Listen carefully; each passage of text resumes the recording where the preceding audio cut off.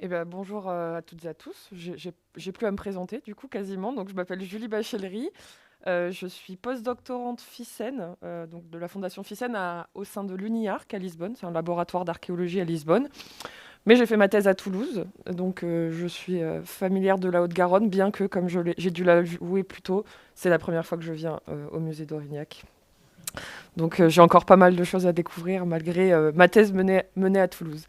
Et donc, dans le cadre de ce festival, en effet, Feu, je vais vous parler aujourd'hui de mes travaux qui concernent la chauffe à la préhistoire, notamment. C'est pas les seuls sujets de mes recherches, mais c'est les sujets centraux de ma thèse, notamment, que j'ai soutenue en 2022, et en particulier pyrotechnologie en particulier. J'ai l'impression que ça tombe, ça. Bon, c'est bon. Donc, avant de vous parler un peu du cœur de mon sujet, je vais faire un petit peu un retour sur la maîtrise du feu à la préhistoire, pour qu'on revoie un peu les bases ensemble, et notamment sur les premiers indices, on va dire, de maîtrise du feu. Et par maîtrise du feu, j'entends vraiment pas seulement la collecte du feu, mais l'entretien du feu. Je pense que vous avez tous à peu près une date en tête sur cette échelle-là qui va d'1 million d'années à aujourd'hui. Vous avez peut-être déjà des idées en tête, surtout si vous êtes familier du musée. Mais selon vous, à partir de quand le feu est maîtrisé, on a des foyers dans les sites? Pas Sébastien, c'est un peu triché quand même. Est-ce que vous avez une idée?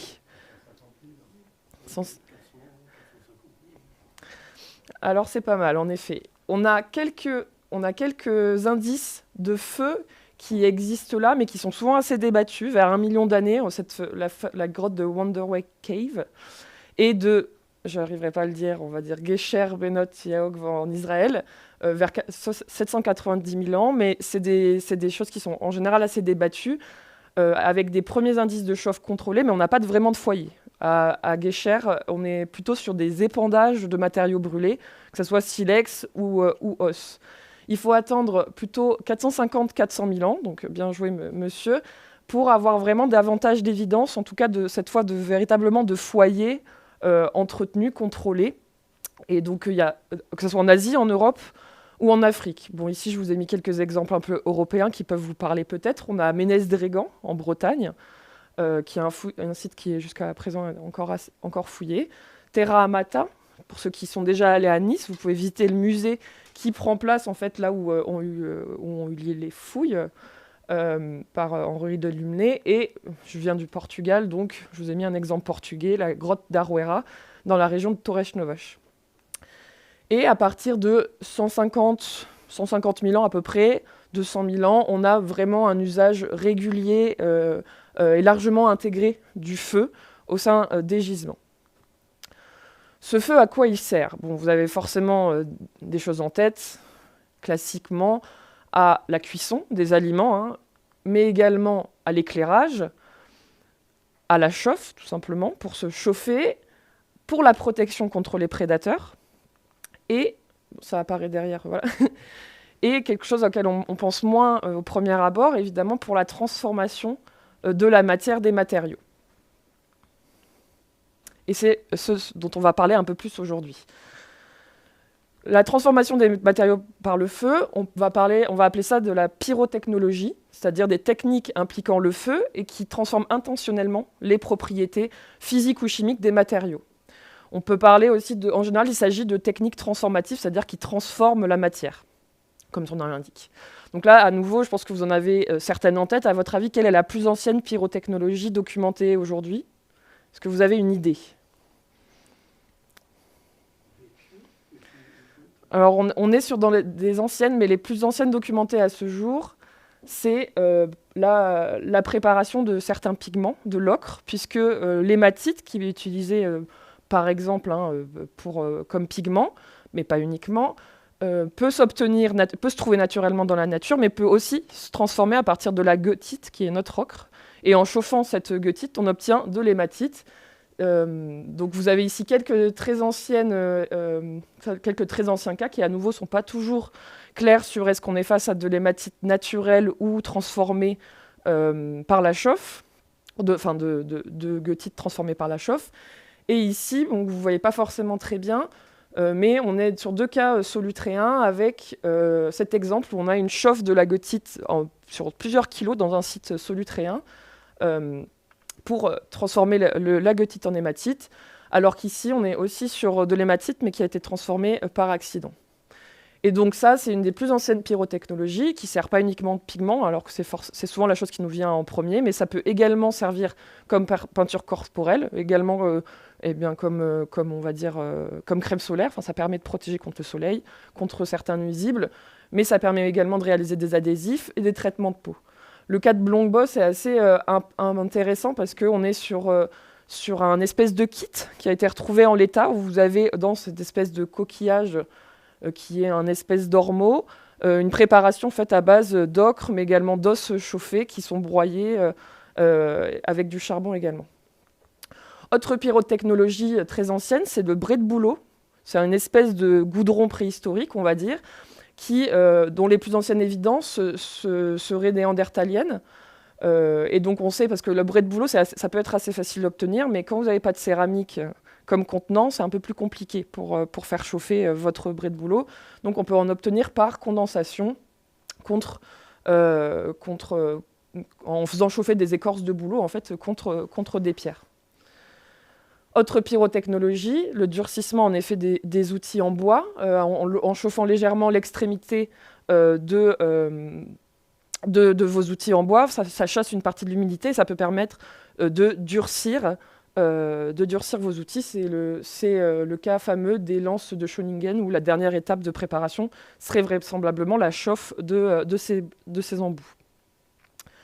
Également le fusain ou le charbon de bois, puisque c'est pas si simple à obtenir que ça, puisque pour obtenir du charbon de bois, il faut quand même chauffer avec peu d'oxygène, donc c'est pas nécessairement trouvé si simplement dans les foyers.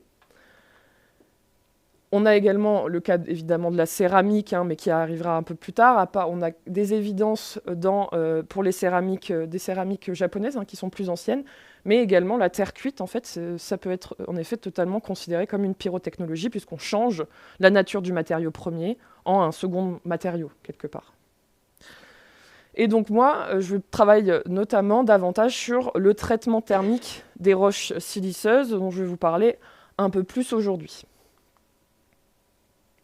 Donc qu'est-ce que c'est le traitement thermique ? Donc, il s'agit d'un procédé de chauffe, c'est un procédé technique qui est intentionnel. Quand je parle de traitement thermique, je ne parle pas de chauffe accidentelle en jetant une pierre dans le feu par mégarde, voilà.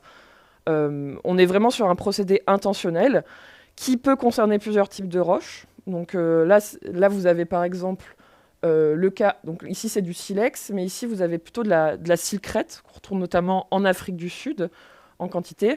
Ça marche aussi sur de la cornaline. La chauffe de la cornaline en Inde permet notamment de faire des perles, et ce depuis ça fait quand même plusieurs milliers d'années qu'ils font cela. Et donc cette chauffe, elle entraîne des modifications des propriétés de plusieurs ordres, qui peuvent aboutir d'abord à un changement esthétique. C'est assez clair sur ces 2 photos, même si l'image est peut-être pas assez claire, mais en tout cas, on a une rubéfaction qui arrive, qui n'est pas systématique néanmoins. Donc le fait d'avoir une roche, un silex qui rougit n'est pas suffisant à dire qu'on est face à un procédé vraiment intentionnel. Ici, on a aussi ce changement de couleur, donc ça c'est la silcrète. Et alors, à nouveau, je ne sais pas si vous voyez extrêmement bien sur le PowerPoint, mais donc ça c'est une pièce expérimentale avant chauffe et après chauffe. Sauf que si vous chauffez une pièce comme cela, elle va obtenir un aspect qui est simplement rougi, mais qui est globalement le même. Vous avez juste cet enlèvement qui est ici, qui a un aspect différent, c'est parce qu'il a été retaillé après chauffe. Et si vous taillez après chauffe, et que ça a chauffé à des températures conformes, on va dire, vous obtenez une surface qui est brillante, lustrée, qui va totalement changer l'aspect de votre silex. Pour certains préhistoriens ont d'abord eu l'impression qu'on se rapproche du verre en termes de qualité, parce qu'on obtient une matière qui est beaucoup plus... alors ça dépend des silex évidemment aussi, mais beaucoup plus lisse, beaucoup plus brillante, qui change totalement l'aspect. Et c'est aussi intéressant pour l'archéologue parce qu'en fait, lorsqu'on est dans les sites archéologiques, tous ces enlèvements du coup, qui sont brillants, voire gras, en fait, ça donne un aspect assez gras, ça permet de replacer chronologiquement dans la chaîne opératoire. C'est-à-dire que là, si j'obtiens cette pièce, je sais qu'en fait, il y a eu une chauffe, mais qu'il y a seulement cet enlèvement qui a été fait après chauffe. Tous les autres enlèvements, ils sont antérieurs parce qu'ils n'ont pas cet aspect brillant. Donc en fait, pour l'archéologue, ça permet aussi de pouvoir faire ces études-là. En plus donc voilà, le lustre de chauffe. En plus de ces changements, on a aussi une amélioration qui est liée à ce lustre de chauffe, une amélioration des qualités de taille de la roche. On a vraiment le silex qui va changer ses propriétés, et ce qui fait que cet aspect brillant, il est lié à une amélioration de la qualité de taille de ce dernier. C'est aussi visible ici, où on a ces aspects brillants en fait, qui sont des enlèvements post-chauffe, alors que cet aspect beaucoup plus mat, il est antérieur à la chauffe. Et on peut aussi avoir une amélioration du tranchant de l'objet, c'est-à-dire un tranchant qui va être du coup beaucoup plus acéré, ce qui peut aussi être intéressant pour les préhistoriques. Et ce procédé, on le rencontre dans différents contextes, à travers tous les continents, en fait, dans différents contextes chrono-culturels et environnementaux, avec les plus anciennes évidences en Afrique du Sud, ici, vers 160 000 ans, à Pinnacle Point. Mais comme vous pouvez le voir sur cette carte, en fait, c'est un procédé qui est documenté dans beaucoup de contextes. Au néolithique, au mésolithique, alors au mésolithique c'est un peu plus délicat, mais voilà, en Afrique du Sud, on en a dès 160 000 ans et ça persiste jusqu'à 70 000 ans, même si c'est sur d'autres matériaux. Et donc voilà, il s'agit de procédés qui est vraiment qui apparaît et qui disparaît à différents endroits durant la préhistoire sur tous les continents, et qui est mis en œuvre selon différents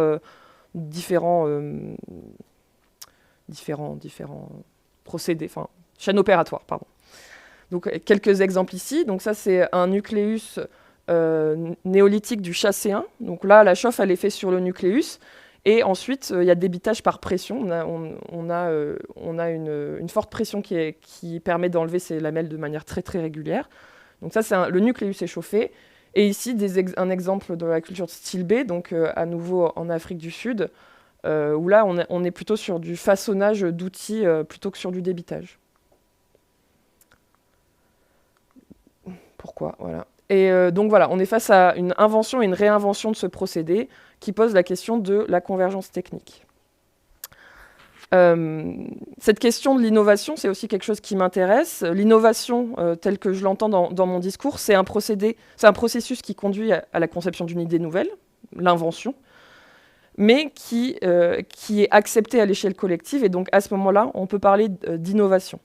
Donc l'invention, à l'échelle archéologique, elle n'est pas visible, parce qu'elle se fait sur un temps court, elle peut être à caractère individuel, et donc c'est simplement cette innovation qui peut être visible par l'archéologue et notamment le préhistorien, puisque c'est une technique qui est acceptée sur un temps plus long, qui a donc une meilleure visibilité archéologique, et donc voilà, qui donc est acceptée a priori par le groupe.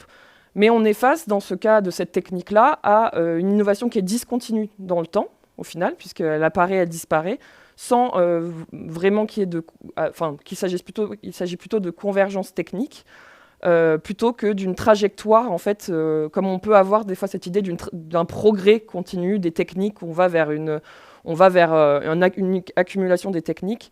Dans ce cas-là, on est plutôt vers des innovations discontinues, donc plutôt vers une convergence technique en différents points. Et en Europe, les premières évidences de ce procédé, c'est le solutréen, donc qui constitue un peu plus le cœur de mon travail. Je vous ai remis ici une frise chronologique pour vous repérer, paléolithique inférieur, moyen, supérieur. Le supérieur marqué par l'apparition de l'homme moderne. Donc c'est une frise qui est valable pour l'Europe et notamment pour la France. Et donc ce paléolithique supérieur qui est subdivisé, évidemment, en plusieurs cultures, on va dire, pour aller vite. Et donc le solutréen, situé juste ici, constitue le cœur de ce travail. Donc on est aux alentours de 25-23 000 ans. Et une des spécificités de ces traditions techniques, c'est qu'elles sont uniquement limitées à la France et à la péninsule ibérique au niveau des endroits où je vous ai mis, où il y a des colorations. C'est-à-dire qu'on On est en France limité globalement par le Rhône, avec une forte concentration de sites dans le sud-ouest, quelques-uns aussi en limite plus septentrionale, et en Portugal et en Espagne, 3 régions principales d'occupation, la zone vasco-cantabrique, l'Estrémadure portugaise et le littoral méditerranéen. On est sur un climat qui est globalement sec et froid, avec une différence un peu de végétation entre Solutréen ancien et Solutréen récent, mais on est juste avant le dernier maximum glaciaire, donc climat assez rigoureux, on va dire, d'un environnement stépique un peu plus boisé dans la phase récente, mais globalement, on est plutôt sur ce genre de climat, avec une faune plutôt subarctique, notamment le renne qui est fortement chassé. Et la deuxième spécificité du solutréen, c'est son outillage qui est vraiment spécifique. C'est un outillage qui est marqué par ces pointes que vous avez ici, qui ont permis d'une part la reconnaissance assez précoce du solutréen, parce c'est vraiment des choses qui sont très différentes de ce qu'on va avoir avant et après dans l'outillage. On a vraiment ces pointes, notamment, vous connaissez peut-être la feuille de laurier, qui est souvent un peu l'image du solutréen. En me promenant dans le musée, j'ai vu qu'il y en avait 3 en vitrine, une de Solutré et 2 des Gens Blancs. Donc vous pourrez voir, et aussi une pointe à cran, je crois, de la grotte des ours, c'est ça. Donc si vous voulez voir à quoi ça ressemble en vrai, j'ai vu qu'il y en avait en vitrine. Et donc ces outils en fait, ont permis de structurer, de diviser le solutréen. Je ne rentre pas dans les détails, mais voilà, on a une évolution de ces outils qui sont vraiment à la base de la structuration de ce technocomplexe. Quelques images de ces pièces en photo. Un outillage qui est donc plus spécifiquement lié aux activités de chasse, plutôt des pointes de projectiles, ou pour ce qui s'agit de la feuille de laurier, a priori des différences de fonction en fonction des dimensions. Parce qu'on a les plus grandes feuilles de laurier, qui sont celles de Volgu, qui peuvent faire jusqu'à 30 cm pour quelques millimètres d'épaisseur. Mais là, on est vraiment vers un cas particulier de la feuille de laurier, la plupart faisant plutôt une douzaine de centimètres. Et donc cet outillage au solutréen, qui est évidemment pas le seul, on retrouve à côté tout le panel classique, les grattoirs, les burins, l'outillage domestique qu'on retrouve dans tout le paléolithique supérieur. Il est associé à ces innovations techniques et éphémères, donc le traitement thermique et la retouche par pression. Et ces innovations, elles sont pas là avant, elles seront pas là après. Donc c'est vraiment 2 innovations qui sont... pas là après, elles apparaissent au néolithique, mais bien des milliers d'années plus tard. Donc ces innovations, elles sont vraiment associées à ces traditions, et elles vont disparaître conjointement à la disparition de ces traditions techniques et de cet outillage, par définition. Donc moi, je me suis intéressée à la portée de ces innovations en termes de gains et de contraintes, pour essayer de comprendre aussi la complexité associée, technique et économique associée à ces objets. Pour cela, en fait, c'est également questionner l'ampleur de l'emploi de ce procédé, comment il est mis en œuvre et les raisons de sa mise en œuvre. Ce qui m'amène en fait aussi à discuter du contexte d'émergence de cette innovation pour mieux appréhender le fonctionnement des groupes. Donc la méthode que j'ai mise en œuvre, elle est plurielle dans ce cadre. Elle implique à la fois des approches typo-techno-économiques. Je ne rentre pas dans le détail, mais comme je vous ai expliqué tout à l'heure avec le lustre de chauffe, c'est regarder le matériel, en fait, regarder tout le matériel des sites et essayer de regarder si je vois ces stigmates de chauffe. Donc des fois, il y a de la rubéfaction, des fois non. Mais ce vrai stigmate important, c'est ce lustre de chauffe. Et donc d'essayer de comprendre à quel moment de la chaîne opératoire on a ce traitement thermique.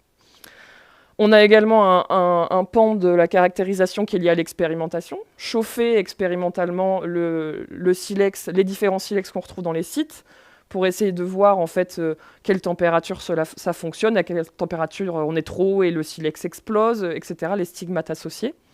Et en demandant également à des tailleurs experts tout simplement leurs sensations pour voir, est-ce que sur ce silex chauffé, la taille elle est vraiment plus simple, pour quelle activité, etc. Et aussi, je ne rentrerai pas dans les détails parce que ce n'est pas la partie la plus sexy, on va dire, mais une partie analyse des matériaux qui a impliqué des analyses de surface et des analyses par spectroscopie. Cet aspect-là, il était beaucoup plus lié à essayer de déterminer les températures de chauffe, c'est-à-dire arriver à comprendre, ok, donc là, je sais que je suis face à une pièce chauffée, j'ai les évidences pour. Maintenant, à quelle température ça a été chauffé? Est-ce que ça colle avec mes expérimentations, etc. D'abord, je me suis... Oula, pardon. D'abord, je me suis intéressée aux sites, à certains sites du nord de l'Aquitaine. Donc là, l'image n'est pas assez bonne, vous voyez pas trop, du coup. Mais tous ces petits points représentent des sites où du solutréen a été retrouvé. Les sites en noir, je ne les ai pas vus dans le cadre de ma thèse ou après. Donc on a essentiellement des sites qui sont situés là, qui sont issus de fouilles plus ou moins récentes. On a vraiment des sites anciens qui sont des sites assez connus, comme peut-être que si vous êtes allé du côté des Hésies, des sites comme Logeriotte, ça vous parle notamment. Et des sites beaucoup plus récemment fouillés, notamment dans le cadre de fouilles préventives. Donc là, on a vraiment des contextes qui sont très différents. Et donc, ça représentait une vingtaine de sites. Pourquoi le nord de l'Aquitaine? En dehors du fait qu'on a une grosse concentration de sites là, c'est qu'au Solutréen, on est vraiment face à une entité qui, culturellement, semble, a priori, vraiment homogène, à la fois en termes de ses éléments de parure, qui sont assez cohérents, des activités de subsistance, et des productions lithiques et en matière dure animale. Et c'est également une région où, du coup, on est assez bien daté. On est vraiment assez cohérent sur les dates. On est pour la période du solutréen, de solutréen récent, entre 23 000 pour le solutréen, ce qui, en fait, à l'échelle du paléolithique, est assez petit. Donc, c'est assez intéressant d'avoir une fenêtre, entre guillemets, aussi petite. Et donc, certains résultats que j'ai eus, donc, sur ces sites, l'étude du traitement thermique, parce que ça n'a pas été le seul travail de ma thèse, mais l'étude du traitement thermique, elle a notamment en fait, consisté en regarder tout le matériel solutréen de ces sites pour voir tout simplement chauffe, pas chauffe, qu'est-ce qui est chauffé, quel type de matériaux, en quelle proportion, etc. Et donc les premiers résultats de ce travail, ils m'ont déjà permis de mettre en évidence que oui, il y avait de la chauffe, parce que jusqu'à présent, en fait, c'était très peu publié, c'était plutôt un poncif. Oh, au solutréen, il chauffe. Il n'y a pas de publication, c'est un peu du... Voilà, mais en fait, quoi, quand, où, c'était très approximatif. Il y avait très peu d'articles qui mentionnaient ça, mais vraiment très peu. Donc oui, il chauffe, et il s'avère qu'on est sur un procédé qui semble plus spécifiquement appliqué à un type d'outil, cette feuille de laurier. Pour tout le reste de l'outillage, c'est pas le cas, ou vraiment quasiment inexistant. Donc tout ce qui est débitage de lame, tout ce qui est grattoir, burin, etc., et les pointes à cran, qui sont les pointes de projectiles qu'on retrouve, aucune évidence de chauffe. Mais ce qui est intéressant, c'est que malgré ça, même si ça concerne que les feuilles de laurier, on est quand même sur un très très très faible pourcentage de ces feuilles de laurier, c'est-à-dire 3% en fait. Donc sur 5800 feuilles de laurier que j'ai pu voir, essentiellement des fragments, seuls 162 présentent des évidences de chauffe assez claires. Alors peut-être qu'il y a une sous-estimation, mais qui n'explique pas un chiffre aussi bas. Pardon. Donc ça, c'est en termes d'outillage. Sur les restes bruts, ce qui présente des évidences de traitement thermique, c'est des éclats de façonnage. Des éclats de façonnage qui prennent place dans le cadre d'une chaîne opératoire de production de ces feuilles de laurier. Donc on est vraiment un procédé qui est lié à un type d'outil, mais de manière assez faible, finalement. Ce que mes travaux, donc voilà, ça a permis de questionner le fait que voilà, ça veut dire qu'ils savent faire sans chauffer. Alors pourquoi ils chauffent globalement? Est-ce qu'on est sur des considérations d'ordre fonctionnel, esthétique ou technique, mais qui sont vraiment marginales? Est-ce qu'on est plutôt sur une survalorisation de ces objets par rapport au reste de l'outillage et peut-être même au reste des pointes à cran, au reste des feuilles de laurier? Et autre question, est-ce qu'on est face à un possible statut particulier de ces outils, en fait, qui justifierait ce surinvestissement, parce que qui implique traitement thermique implique un investissement supérieur et surtout un risque supérieur, puisque j'y reviendrai, mais on a, au moment où la chauffe intervient, vous avez déjà engagé la chaîne opératoire, elle est déjà engagée depuis un petit moment, quoi. Donc il y a quand même un risque de perte de matière qui, au Paléolithique, n'est pas négligeable. En termes de température de chauffe, mes analyses, elles ont permis de mettre en évidence qu'on est autour de 250-350 degrés. Sachant que si vous avez déjà fait un feu ouvert, un feu en extérieur, les flammes, les braises, on est plutôt sur du 800 degrés. Donc ça implique forcément que c'est une technique qui nécessite un environnement de chauffe dédié. Alors lequel, c'est la question. Il y a plusieurs possibilités. Est-ce que les pièces sont enfouies et on construit un feu au-dessus? Est-ce qu'elles sont enfouies dans la cendre, etc. Ça, c'est des choses qui sont attestées, mais en tout cas, ça indique que juste poser votre silex dans le feu ou sur le bord, c'est pas suffisant. Voilà, ce qui est cohérent avec les résultats expérimentaux que j'ai eus, puisque en faisant mes chauffes, j'ai fait une succession de chauffes par palier dans des fours, et le moment où on a ce meilleur équilibre entre une amélioration de la qualité de taille, ce brillant, on est vraiment dans ces et assez vite, vers 350-400 degrés, en fait, la roche, elle explose. Donc, sauf que la différence, elle est assez fine. Ça veut dire qu'il y a quand même un contrôle pyrotechnologique important. Et les expérimentations ont aussi permis de montrer qu'il y avait une différence de réaction selon le type de matière première.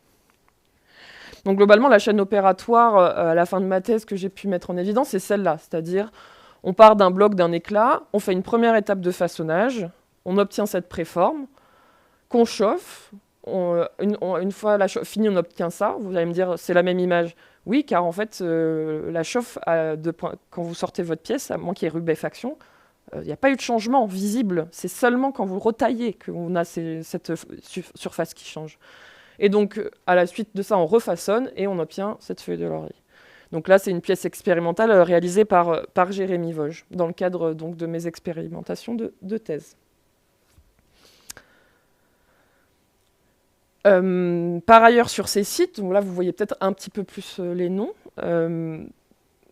Comme j'ai pu le dire, c'est un procédé qui n'est vraiment pas répandu. Et sur la vingtaine de sites que j'ai pu voir, il y en a seulement 10 qui ont présenté des évidences de traitement thermique. Ceux en vert n'ont pas livré de matériel traité thermiquement, et ceux en rouge, oui.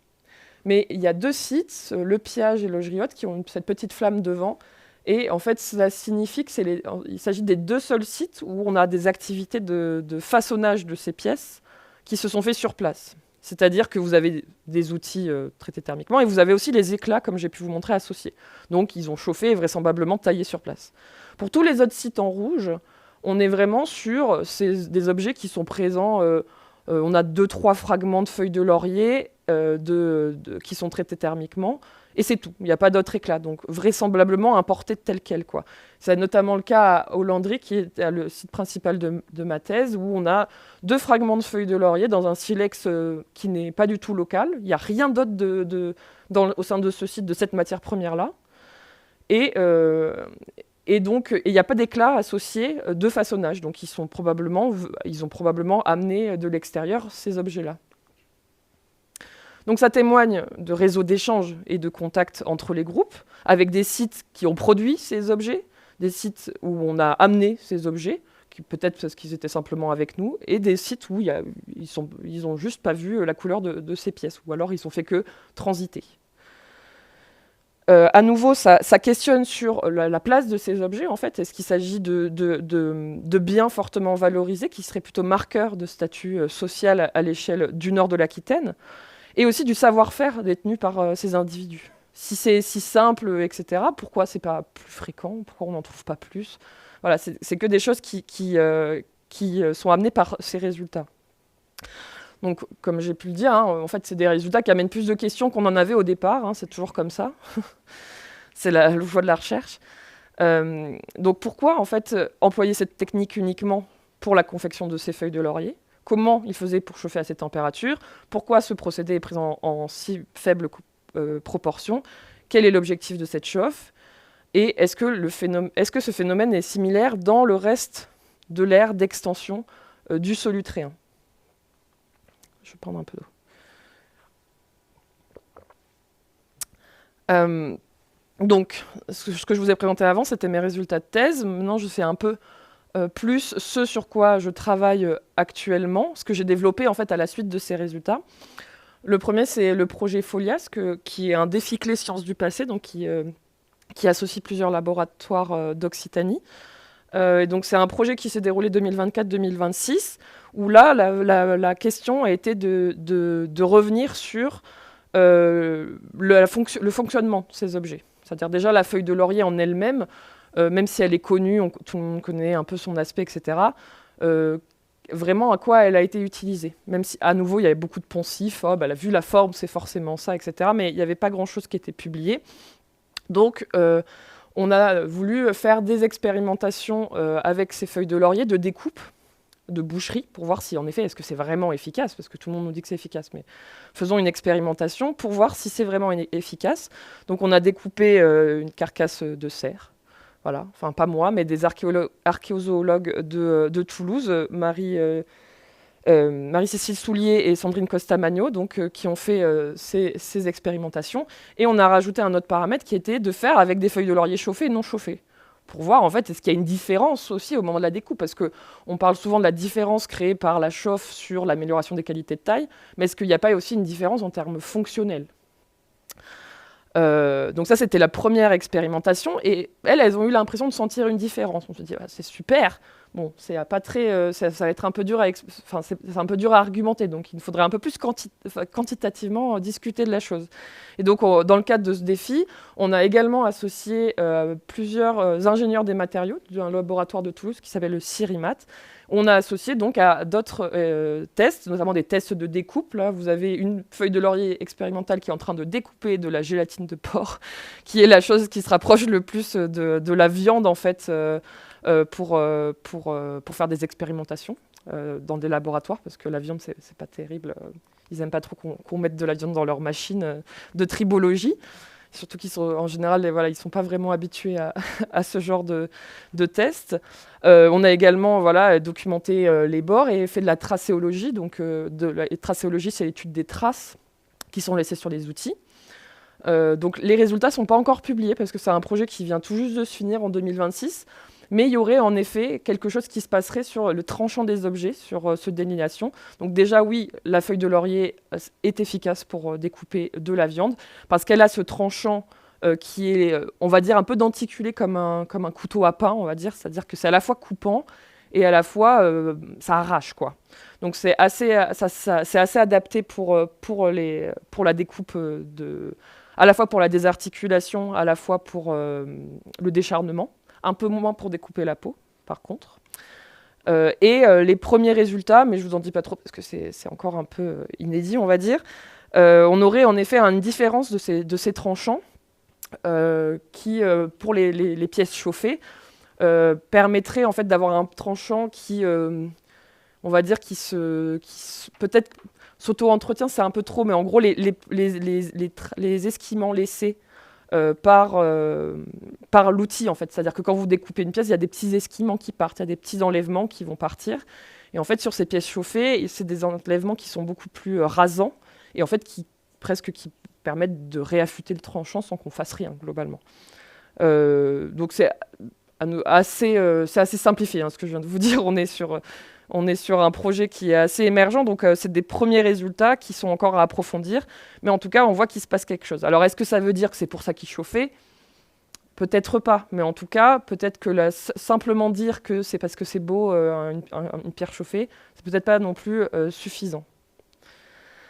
Quelque chose d'autre qui a été mis en place depuis la fin de ma thèse, donc, pardon, on ne voit pas très très bien à l'image, mais c'est donc de tester aussi cette chauffe de silex. Parce que pendant ma thèse, j'ai fait des expérimentations en four, parce qu'un four, alors pas en four chez moi, dans des fours à moufle, donc, qui permettent de vraiment contrôler la montée en température, le temps laissé à température maximale, etc. Mais après ça, j'ai voulu vraiment, enfin on a été plusieurs à vouloir tester vraiment en conditions concrètement comment ils pouvaient faire, quoi. Et donc, on a essayé de faire un premier test. Donc là, on a fait qu'un premier test, mais c'est vraiment une expérience qui ouvrira un projet d'expérimentation un peu plus grand. On a enfoui, en fait, on a creusé au niveau de la zone de foyer. On a enfoui nos préformes de feuilles de laurier à différentes profondeurs qu'on a recouverts et on a fait le foyer par-dessus. Et on a des thermocouples, je ne sais pas si vous voyez ce que c'est en gros, c'est des thermomètres. En gros, ça permet de savoir la température en différents points et donc de voir en fonction de quelle profondeur ça marche. Parce qu'en fait, la perte de la chaleur, elle va très vite en profondeur. Donc, cette expérimentation, par exemple, la chauffe était trop forte, donc quasiment tout a explosé. On ne le voit pas bien du coup sur l'image, je suis désolée, s'il y en a qui veulent voir des images un peu après sur le PowerPoint, vous verrez un peu mieux, mais en fait ça fait ces éclatements en écailles qui rendent la roche totalement intaillable, quoi. Et là on était à des températures de 400 degrés, donc on n'était pas loin, mais on était, voilà, ça fait de la casse, mais c'est le risque aussi ça montre que... c'est aussi ça qui est risqué, parce que c'est des pièces qui ont été préformées, le façonnage de feuilles de laurier, ça nécessite quand même... travail en amont, et donc en fait la casse, au moment où ça casse, on est quand même bien déçu, quoi, parce que c'est des heures de taille qui sont un peu perdues. Donc voilà, ça c'est un projet, il y a d'autres types de foyers qu'on aimerait tester. Et donc j'en viens à mon projet, à mon post-doctorat FICEN, que j'ai débuté en 2024. Oui, c'est ça. 2024, voilà, donc financé par la fondation FICEN, au sein de l'UNIARC, où là, le but est vraiment de comparer ce que j'ai obtenu en France. Donc là, ok, on sait qu'il y a de la chauffe, on sait à peu près, on connaît les températures, etc. Là, je suis allée voir, il y a beaucoup moins de sites, mais pour le moment, aucune évidence. Donc la question, est-ce que juste c'est un procédé, il n'est pas monté jusqu'ici ? Ou est-ce que, vu que j'ai vu pas assez peu de sites, je suis tombée sur les mauvais sites où il n'y avait pas de chauffe, en fait. Mais de voir qu'est-ce qui se passe, du coup, dans ces autres régions. Est-ce que c'est similaire ? Est-ce que c'est uniforme ? Est-ce qu'on peut vraiment dire que le traitement thermique, ça caractérise l'ensemble du solutréen et ça fait partie, en fait, des marqueurs culturels de ces traditions ou pas ? Et donc là, pour le coup, j'ai encore pas fini mon postdoc, il finit dans 4 mois, 5 mois. Mais donc voilà, vous avez les sites que j'ai vus pour le moment. On a essentiellement des sites au Portugal, parce que étant localisé à Lisbonne, j'ai eu accès à un peu plus de séries. Mais voilà, il s'agit de sites que j'ai sélectionnés surtout parce que je savais qu'il y avait de la feuille de laurier. Donc c'était un premier point d'entrée. Pour aller voir ce qui se passait. Et des sites assez importants, notamment le site du Parpaillot, où il y avait déjà des évidences de chauffe qui avaient été mentionnées, même si, à nouveau, comme pour en France, d'un point de vue bibliographique, on était encore sur un procédé qui avait jamais fait vraiment l'objet d'études en soi, sauf au Parpaillot, ou le solutréen du Parpaillot. La personne qui avait travaillé sur le solutréen du Parpaillot, Marc Tifagom, avait mentionné et plutôt bien décrit la chauffe.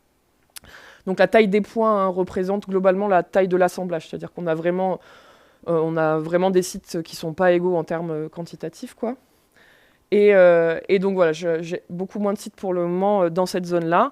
Mais si on regarde l'ensemble des pointes que j'ai vues, alors à nouveau, à chaque fois je vous montre les pointes parce que c'est plus visuel, mais je regarde évidemment aussi tous les restes lithiques qui sont solutréens, donc ça représente beaucoup de matériel, beaucoup de passages en revue de pièces, quoi.